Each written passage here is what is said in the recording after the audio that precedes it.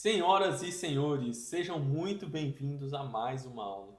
E hoje o nosso assunto é um assunto que está cada vez mais discutível, que está trazendo cada vez mais discussões e que é cada vez mais recorrente no nosso dia a dia. A gente vai tratar aqui sobre TBI na integralização de capital social por meio de bens imóveis, mas adentrando ainda mais nessa discussão.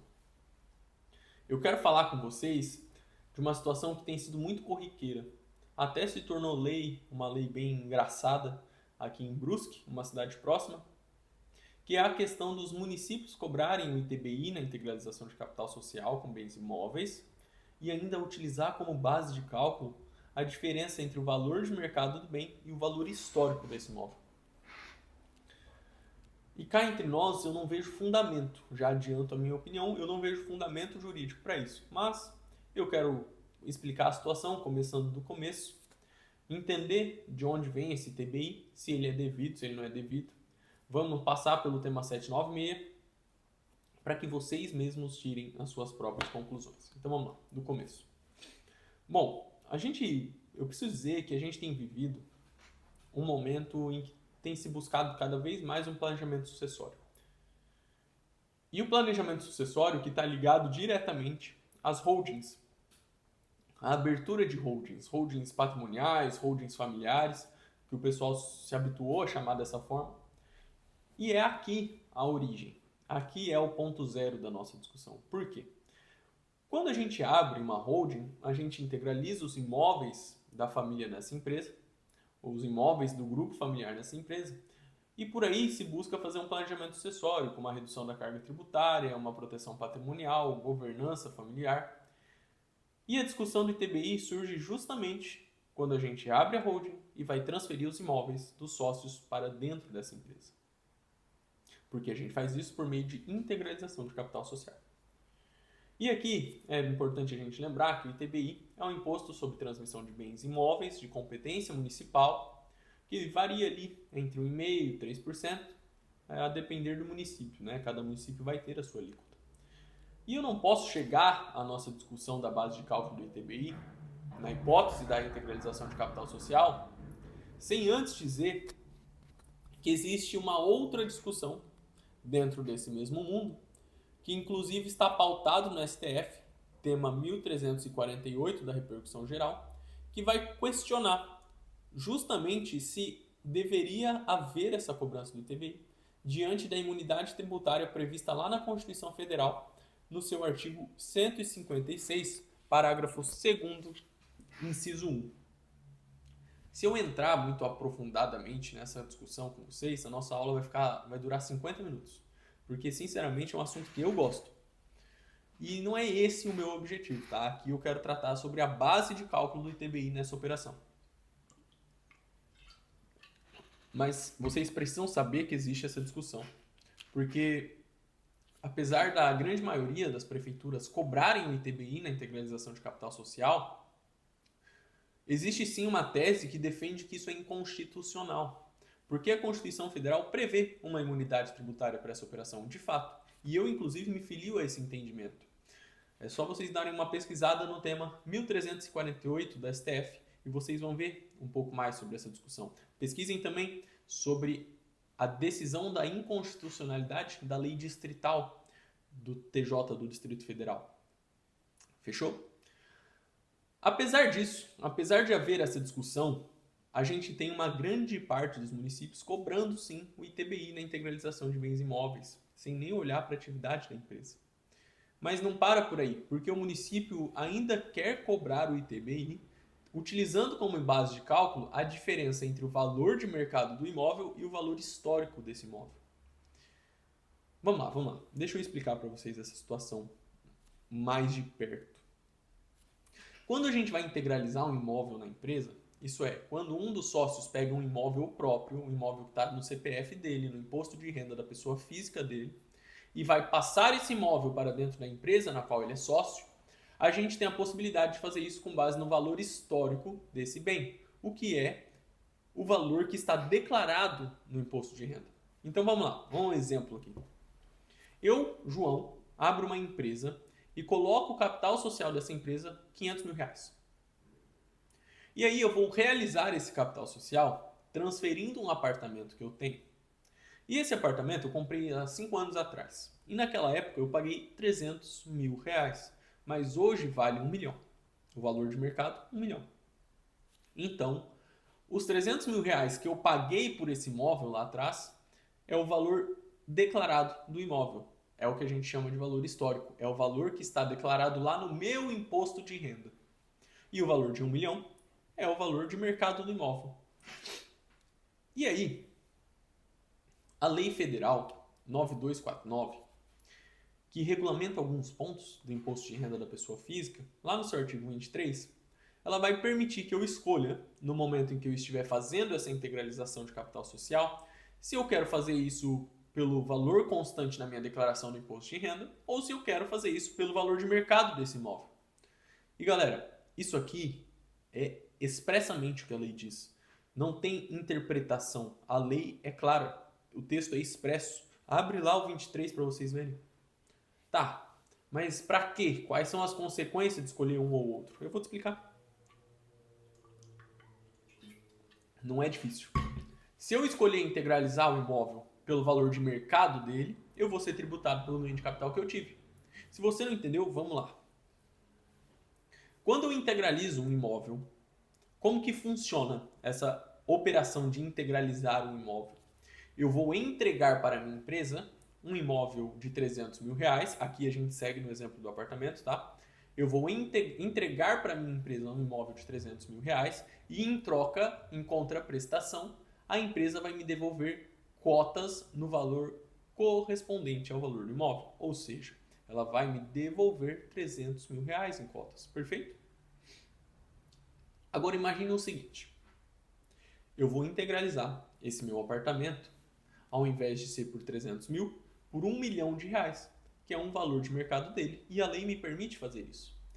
A empresa vai ter que me dar quantas cotas? Nesse caso, a empresa ela vai ter que me dar cotas correspondentes a 1 milhão de reais. Então veja só, na minha declaração do imposto de renda, vai estar saindo o meu apartamento que estava declarado por 300 mil reais, enquanto vai estar entrando 1 milhão de reais em cotas sociais dessa minha empresa. Então veja, não tem nenhuma dúvida de que eu vou ter um ganho de capital aqui. E disso eu vou ter que pagar imposto de renda, 15% sobre o lucro obtido. E nesse exemplo aqui vai dar uns 100 mil reais. Imagina, olha que coisa brilhante. Seu cliente ia ficar feliz com isso? Ia, né? Então, não faz muito sentido. Eu estou transferindo um imóvel para minha empresa, por que eu vou querer ter todo esse prejuízo? Enquanto isso, se eu fizer como a lei permite, se eu fizer como a 9249 permite e integralizo o meu imóvel pelo seu valor histórico, pelos 300 mil, a empresa vai me devolver 300 mil em cotas sociais. E eu não vou ter nenhum ganho de capital nessa operação. Pronto. Deu para entender, pessoal? Porque quase que 100% das vezes, quando a gente vai integralizar o capital social por meio de um bem imóvel, a gente faz isso utilizando a possibilidade do 23 para que a gente integralize pelo valor histórico e não tenha que pagar essa paulada de ganho de capital. E é aqui que começa o problema com o município. Vocês acham que o município fica feliz de não recolher o ITBI sobre 1 milhão? É claro que não. Eles gostam mesmo de recolher sobre o valor de mercado. O valor que eles mesmos avaliam ainda, né? Assim como acontece na compra e venda, né? Nas transmissões onerosas. O que também não pode acontecer, mas fica para outro vídeo essa discussão. Mas tendo essa legislação federal em vista, a 9249, artigo 23, fato é que o município não teria muitos argumentos para fazer a cobrança desse TBI, tendo como base de cálculo o valor de mercado ou a diferença entre o valor de mercado e o valor histórico do bem. Mas aí é que surge a figura do nosso querido tema 796. E olha, eu oro pela vida do colega que levou essa discussão lá para o STF, porque ele pegou a discussão que eu falei para vocês sobre a imunidade do ITBI, ele não queria pagar ITBI, foi lá, perdeu, Só que não parou aí. Ele podia ter perdido só para ele e para o cliente dele. Porque foi a partir desse julgamento que os municípios acharam fundamento para cobrar o ITBI na integralização de capital social, tendo como base de cálculo a diferença do valor de mercado do imóvel e o seu valor histórico.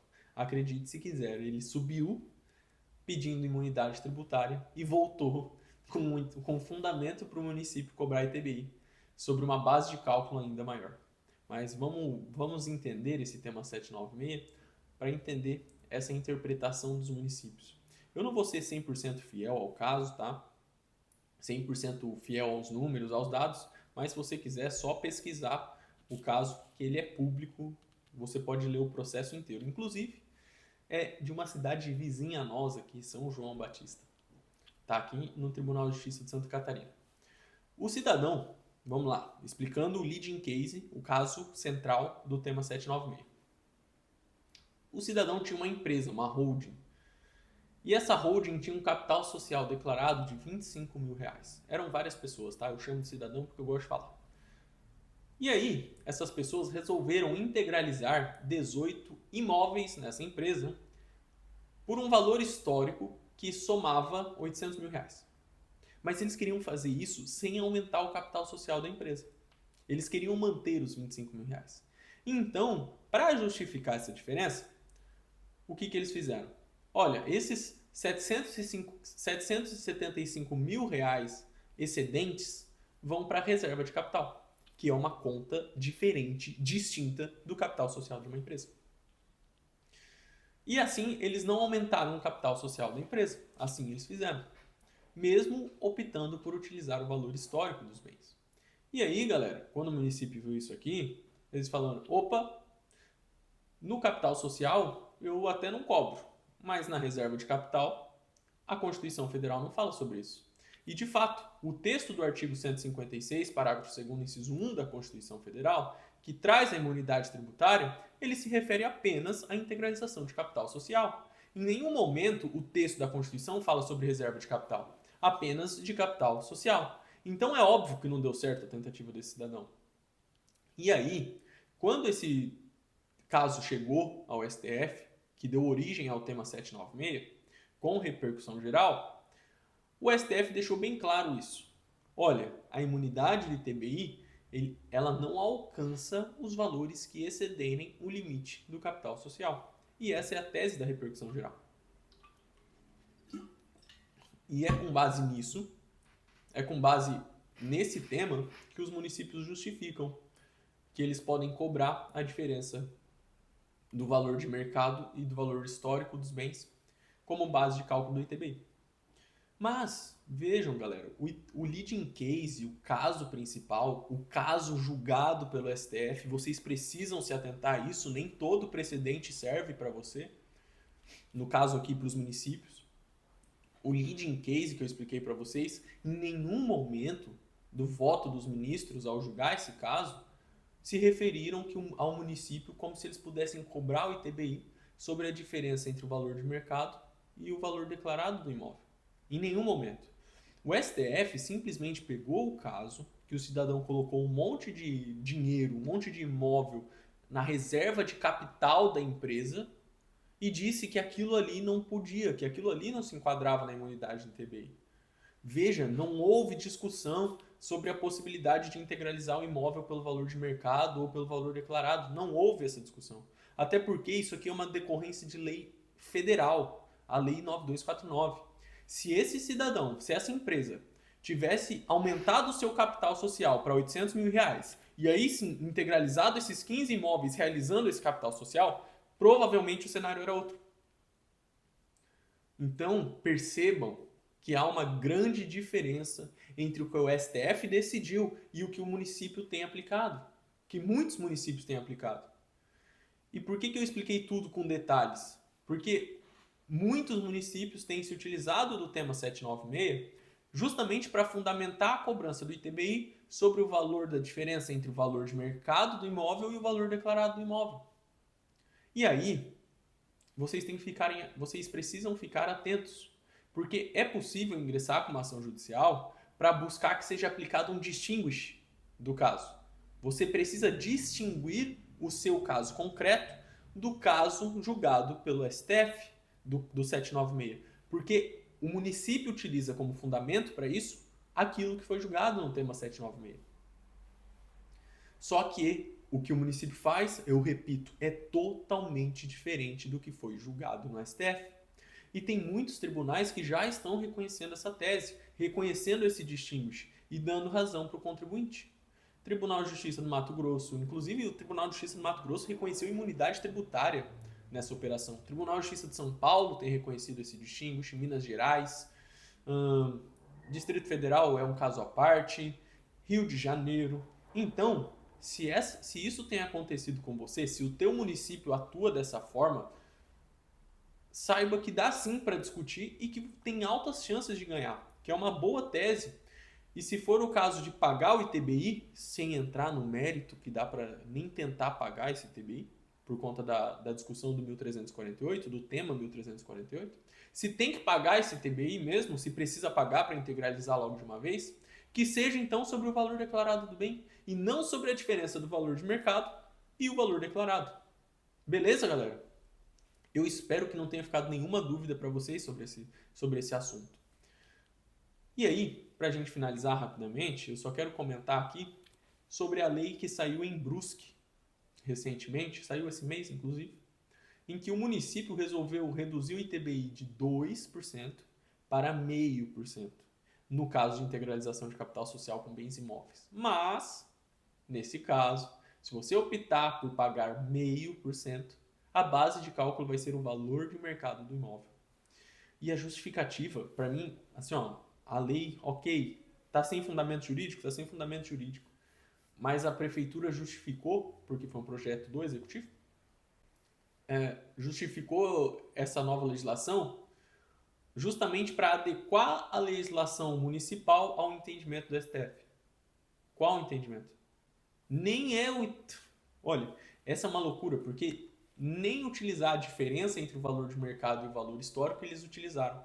Eles simplesmente disseram, olha, se você quer aderir a isso e pagar 0,5% de TBI na integralização de capital social, você pode, mas a base de cálculo vai ser o valor de mercado do bem. O município foi além de tudo que eu expliquei aqui. E ele sequer vai se dar ao trabalho de cobrar o ITBI sobre a diferença. Vai ser sobre o valor de mercado mesmo, o valor que eles avaliarem. E ainda, a lei é muito boa. Ela diz que se você optar por pagar esse ITBI de 0,5%, você abre mão de contestar essa cobrança. Você abre mão de contestar esse imposto. Seja de forma administrativa ou seja de forma judicial. A que ponto chegamos, não é mesmo? E ao que tudo indica, esse é apenas um programa de adesão, adere quem quiser. Mas, de todo modo, na minha opinião, é uma jabuticaba sem nenhum fundamento, sem nenhum precedente. Olha, enfim. Pessoal, essa foi a nossa aula de hoje. Eu espero que vocês tenham gostado.